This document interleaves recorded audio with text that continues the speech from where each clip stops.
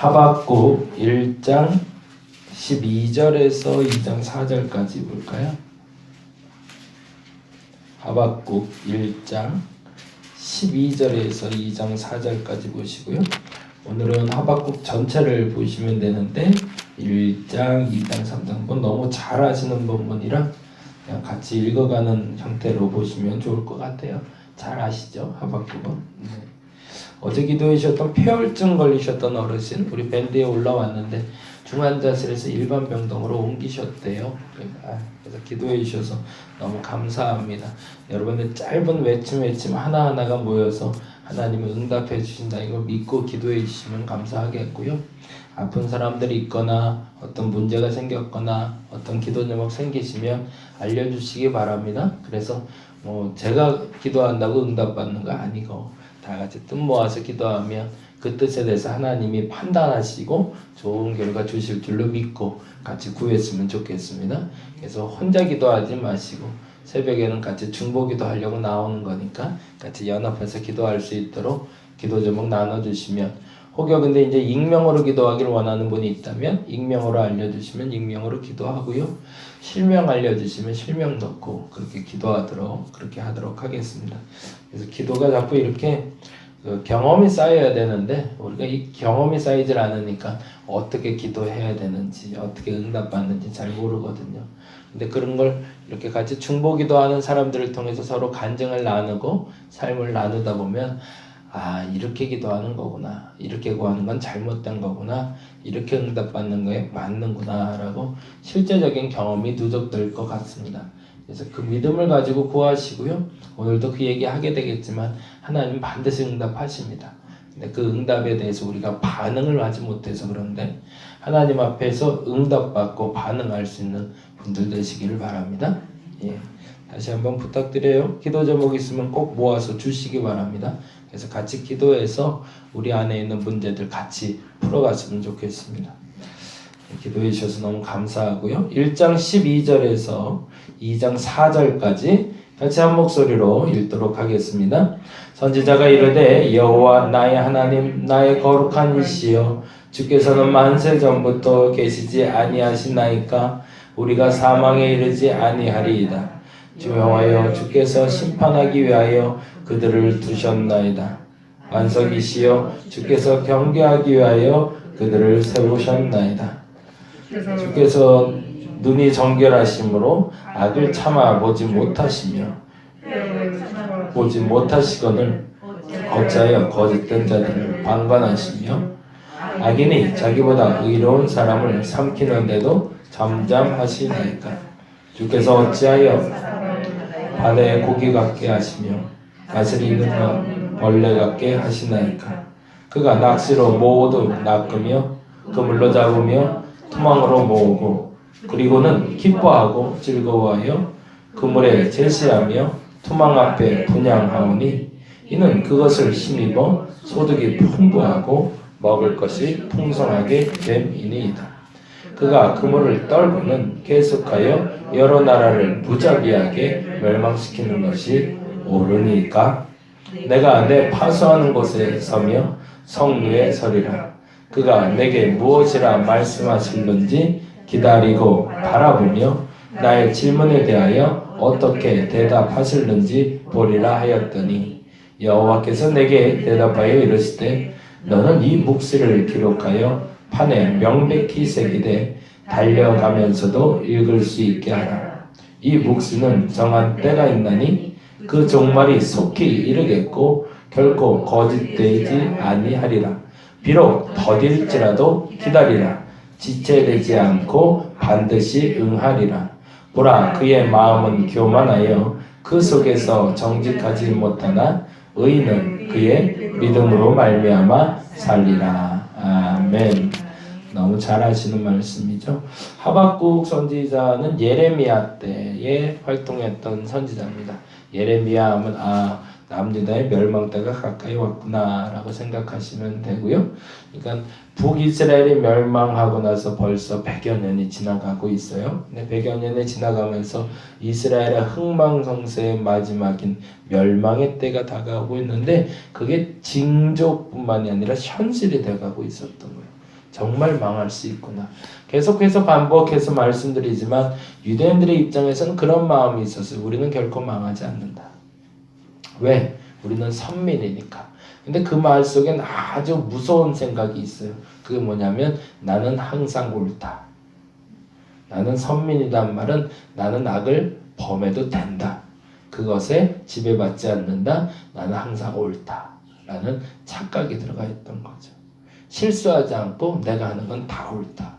그래서 나는 결코 망하지 않는다. 근데 문제는 북이스라엘이 멸망해 버렸다는 거죠. 망하지 않을 줄 알았는데 결코 안 망할 줄 알았는데 망해버렸다는 거죠. 우리 가정은 어려움이 없을 것 같았는데 우리 가정은 좀 평탄할 줄 알았는데 아니 우리 애들은 안 그럴 줄 알았는데 어느 날 보니까 우리 애들이 그래요. 이 깜짝 놀랄 일인 거죠. 우리 애는 사춘기가 없을 줄 알았는데 근데 우리 애들이 사춘기를 겪고 이런 일들이 왜 일어날까? 이 질문을 가지고 있는데 어제도 누구랑 통화하면서 그런 얘기했지만 우리는 솔직히 이런 질문을 갖고 있으면서도 하나님께 묻지 않습니다. 하나님 왜 그런 거죠 도대체?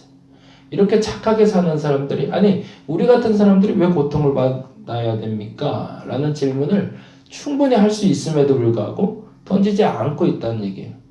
질문을 하려면 질문을 사람에게 목사에게 혹은 아는 권사님이나 집사님들에게 하지 마시고 하나님께 직접 하시기 바랍니다. 도대체 답답해 죽겠다고 이 질문에 대답을 좀 달라고 그 얘기가 바로 1장 2절부터 시작이 됩니다. 같이 한번 볼까요? 1장 2절 같이 한번 읽어봅니다. 여호와여 내가 부르짖어도 주께서 듣지 아니하시니 어느 때까지리이까 내가 강포로 말미암아 외쳐도 주께서 구원하지 아니하시나이다. 내가 기도했지 않았습니까? 라는 거죠. 이렇게 당돌한 기도할 수 있어야 돼. 내가 하나님 기도했잖아요. 내가 이 문제 해결해 달라고 그랬잖아요. 하나님. 이 문제에 대한 답을 달라고 그랬잖아요. 왜 대답하지 않으십니까? 그러니까 이전부터 하박국이 계속 기도해 오고 있던 거죠. 그런데 아직까지 뭐가 없었던 거죠? 하나님의 응답은 없어요. 너무 멈춰야 될까요? 멈추지 말란 얘기죠. 그리고 따지듯이 전 이런 기도 나쁘지 않다고 봅니다. 따지듯이 기도하는 거예요. 하나님 왜 아무것도 하지 않습니까? 그러자 3절에 다시 한번 또 이렇게 얘기합니다. 3절 볼까요? 같이 읽어봅니다. 어찌하여 내게 죄악을 보게 하시며 패역을 눈으로 보게 하시나이까. 거기다가 죄악하고 패역의 동그라미를. 도대체 이해가 안 되는 상황들이 눈에 나타나는 거예요. 죄악이란 말은 절대적인 악을 얘기합니다. 이제 보편적인 악이 아니라 절대적인 누가 봐도 저건 나쁜 것. 누가 봐도 나쁜 짓. 이 패역이라는 말은 고난을 얘기하고 있는데 누가 봐도 당하지 말아야 될 고난. 누가 봐도 나쁜 것, 근데 누가 봐도 당하지 못할 고난. 이 두 가지가 같이 공존하는 게 난 도저히 이해가 안 된다. 근데 여기에는 굉장히 중요한 단어 하나가 숨어 있어요. 그게 뭐냐면 하나님은 옳은데 라는 단어예요. 그 앞에 이렇게 써 있어요. 어찌하여 하나님은 옳으신데 내게 죄악을 보게 하시고 패역을 눈으로 보게 하시나이까 라고 가야 정상이에요. 하나님은 옳지 않기 때문에 죄가 있고 패역이 있는 게 아니라 하나님은 옳은 걸 내가 인정하는데 그런데 왜 죄악이 있고 패역이 있습니까? 라고 기도하는 그에게 대답하셨다는 거. 하나님의 옳음에 대해서 인정하지 못하는 자에게는 그는 답을 해봐야 하나님을 비난하는 사람이기 때문에 더 이상 대답할 상황이 안 되는 거죠. 근데 여긴 전제가 하나님은 옳으신데 왜 옳으신 하나님 앞에서 악이 드러나고 왜 옳으신 하나님 앞에서 옳은 일을 행하는 자가 고난을 당해야 됩니까? 라는 질문으로 던지게 된 거죠. 그러고 나서 이렇게 얘기합니다. 4절을 보니까 이러므로 율법이 해이하고 정의가 전혀 시행되지 못하오니 이는 악인이 의인을 에워싸므로 정의가 굽게 행하여짐이니라. 그러니 율법이 자꾸 흐트러지지 않습니까? 하나님 기강 잡아주셔야 됩니다. 라고 기도하는 게 바로 하박국의 기도입니다. 근데 거기에 재밌는 말이 나오죠. 12절부터 5절부터 11절은 그거에 대한 하나님의 분명한 대답으로 한 가지를 행할 것이며 그 한 가지는 바로 그들이 징계받을 것이다 라는 이야기를 하고 있어요. 그게 바로 5절부터 11절인데, 근데 문제는 징계하는 대상이 내가 알고 있는 더 악한 것, 소위 말해서 그가 나를 공격해서는 안 될 거라 여겨지는 악한 것이 나를 또 공격하는데, 이게 하나님의 정의다라고 하나님이 선포해 버리신 거죠. 그때 당시 얘기를 하면 바벨론이 유다를 점령할 것이라는 믿음의 선포로 하나님이 얘기해 버리십니다. 그러자 하박국이 다음과 같이 얘기합니다. 12절 볼까요? 12절 같이 한번 읽어봅니다. 선지자가 이르되 여호와 나의 하나님 나의 거룩한 이시여. 조금 형태가 바뀌었죠. 조금 따지다가 조금 수그러들였죠. 말하다 보니까 조금 좀 이제 불안해져요. 그렇죠? 네.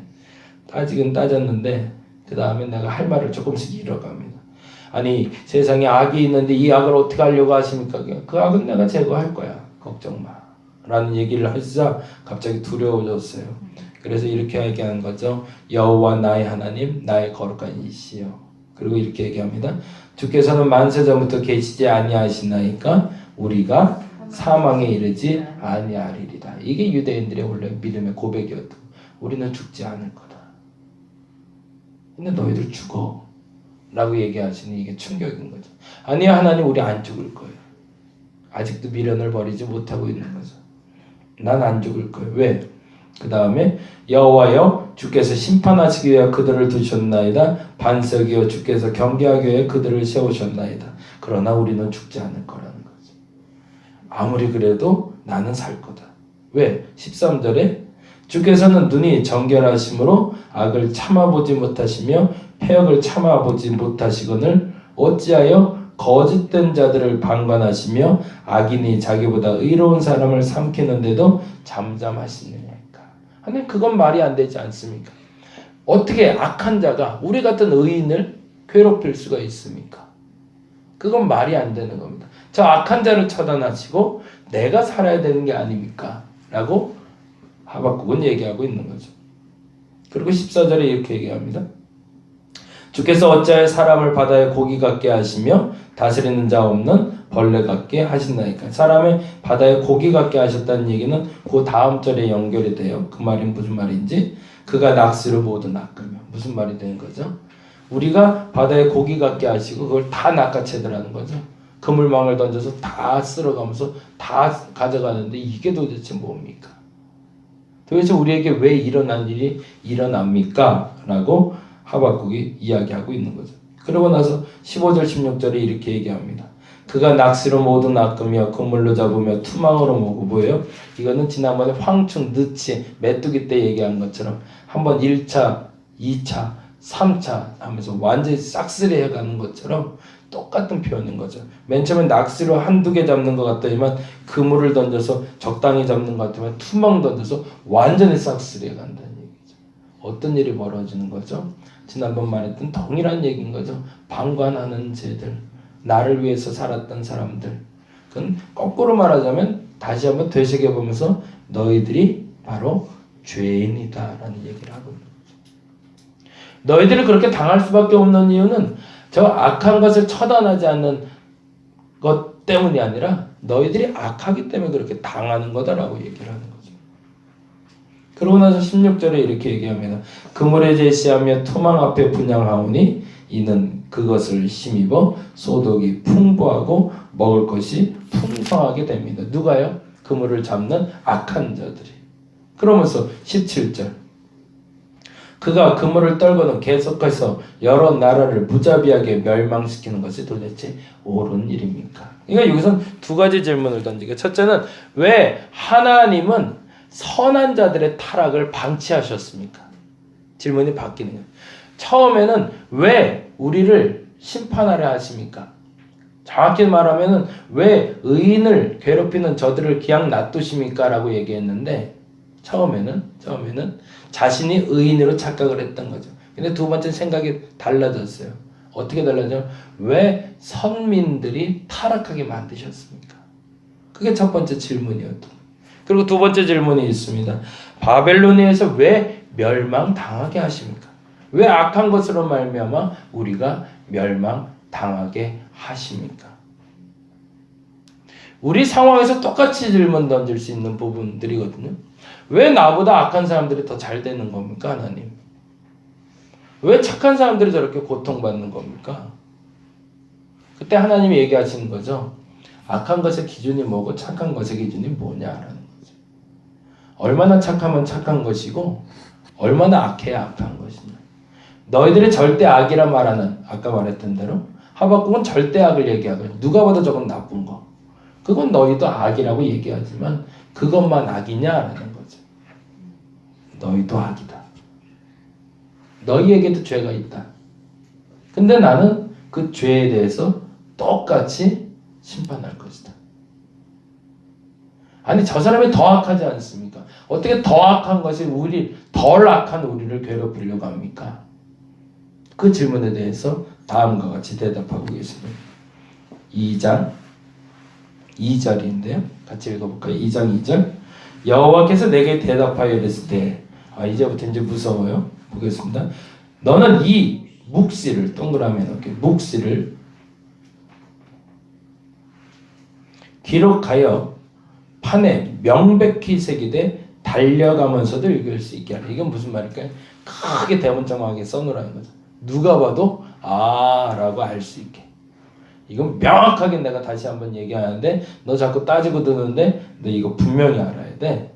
하면서 명확하게 사람들이 심지어 달려가면서도 봐도 저건 무슨 말인지 알 수 있어 라고 말할 수 있는 정확한 단어를 크게 써서 사람들에게 밝게 알려줘라. 이 묵시를 알려줄게. 그러고 나서 3절에 이렇게 얘기합니다. 3절에 이 묵시는 정한 때가 있대요. 정한 때는 뭐랄까요? 하나님의 심판의 때죠. 무슨 심판이죠? 악한 것에 대해서 하나님이 제거할 때가 반드시 있다는 겁니다. 너희가 그토록 말하는 악에 대한 제거할 때가 내가 반드시 있다. 악한 자는 심판이고 선한 자는 구원이라는 그 심판의 때가 반드시 있다. 이게 묵시의 첫 번째 힌트죠. 그러고 나서 이렇게 얘기합니다. 그 종말이 속히 올 것이라고. 근데 그 속히라는 말은 우리가 말하는 속히랑은 조금 다르다는 얘기죠. 그래서 이렇게 얘기합니다. 결코 거짓되지 않을 거예요. 이거 세 가지 할게요. 첫째는 정한 때, 3절에 정한 때가 있다. 근데 속히는 하나님의 마음속에 속히고요. 그리고 거짓되지 않다는 게 동그라미. 반드시 정한 때에 속히 나는 임하게 할 건데 하나님이 생각할 땐 속히. 그러나 그것은 거짓되지 않다. 거짓되지 않다는 뭘까요? 반드시 악한 것만 도려낼 거야. 악한 것만 도려낼 거야. 내가 반드시 악한 것만 도려낼 거야. 언제? 정한 때에. 반드시. 그런데 비록 더딜지라도 이건 이제 우리의 마음이죠. 하나님 보기엔 너무 빠른 것 같아서 조금 기다리고 있는데 너희들이 자꾸 보채는데 더딜지라도 기다리라. 지체되지 않고 뭐가 일한대요? 반드시 임한대. 뭐가요? 정한 때의 심판이. 그 심판은 뭐라고요? 악은 악대로 도려낼 것이고 선은 선대로 구원받을 것이라는. 이 진리, 이 묵시가 절대 불변하고 모든 사람에게 임할 수 있도록 나는 거짓되이 행하지 않을 것이다. 그럼 그 묵시가 뭐냐? 그게 우리가 잘 아는 4절이죠. 같이 읽어봅니다. 보라, 그의 마음은 교만하여 그 속에서 정직하지 못하나 뭐한다고요? 의인은 그의 믿음으로 말미암아 살리라. 거기다 이제 줄을 쳐놓을게요. 반드시 행하실 거라는 겁니다. 너희가 말하는 그 악, 그래, 그건 난 결코 용납하지 않는다. 결코 어느 순간엔 잘라낼 것이다. 그런데 그 악은 절대 악을 말하는 게 아니다라는 거죠. 너희 안에 있는 악을 도려내지 않는 한 너희도 동일하게 심판대 위에 올라갈 것이다. 그 누군가의 불편함 때문에 기도하고 있다면 먼저 너를 돌아보라는 얘기입니다. 그런데 너도 만약 동일하다면 동일한 심판일 것이다. 그러나 만일 너는 의인이라면 믿음으로 살 거다. 그것이 분명하다면 너는 살 거지만 그렇지 않다면 너도 동일하다. 거기에 대해서 자신 있다면 다시 외치라는 거죠. 그리고 다시 나에게 나오라는 거죠. 그리고 내게 나와서 고하라. 그럼 내가 너를 구원하리라라고. 우리 다시 한번 점검해 봐야 됩니다. 누군가에게 손가락질을 하기 전에, 나의 손가락이 움직이기 전에, 나의 말이 움직이기 전에 나는 의인으로 살고 있는가? 난 믿음으로 살고 있는가? 그렇다면 당당히 외치셔도 됩니다. 그렇지 않다면 한 번 더 묵상해 봐야 됩니다. 믿음으로 살 수 있는 나인가? 믿음으로도 버림받을 수밖에 없는 나인가? 만약 살 수 있는 여러분이라면 당당하게 외쳐주시기 바랍니다. 그러나 그렇지 않다면 오늘 회개함으로 하나님께 나가시기 바랍니다. 3장은 그 두려움에 대한 믿음의 고백이 됩니다. 그때 나를 버리지 말아 달라고. 저와 여러분이 그와 같은 기도를 통해 하나님 앞에 온전히 설 수 있는 오늘 한 달이 되시기를 간절히 바랍니다. 기도하겠습니다. 하나님 앞에 서기 원합니다. 당당히 설 수 있는 사람이 과연 몇 명이나 있을까? 의인은 없나니 하나도 없으며 라는 로마서의 바울의 말을 다시 한번 기억합니다. 언제까지 악을 이렇게 도려내지 않고 놔두실 겁니다.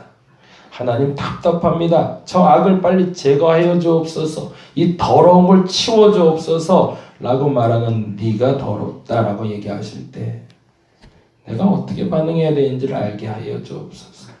그렇게 말하는 너는 의로운가? 그렇게 말하고 있는 너는 악이 없는가? 만약에 그 악이 없는 사람이라면 하나님 앞에 또는 세상 앞에 당당하게 말할 수 있겠지만 세상에 그 악의 절대적인 기준은 없기에 오늘도 주 앞에 고개를 숙여봅니다. 하나님 앞에 정결하게 하여 주옵시고 반드시 의인은 믿음으로 말미암아 살리라 하셨사오니 그 믿음으로 말미암아 살 수 있는 우리가 되게 하여 주옵소서. 행위로 사는 것이 아닙니다. 우리가 죄인임을 믿고 하나님께 나오는 것으로 사는 겁니다. 그 사실을 우리가 인정하게 하여 주시옵소서. 우리가 죄인임을 우리도 죄인임을 믿고 하나님께 나올 때 살 수 있습니다. 내가 죄 없음이 아니라 나도 죄인임을 믿고 주님께 나올 때 의인 된다 여겨주시며 살 수 있음을 믿게 하여 주시옵소서. 감사합니다. 고마우신 예수님 이름으로 기도드렸습니다. 다 같이 기도하고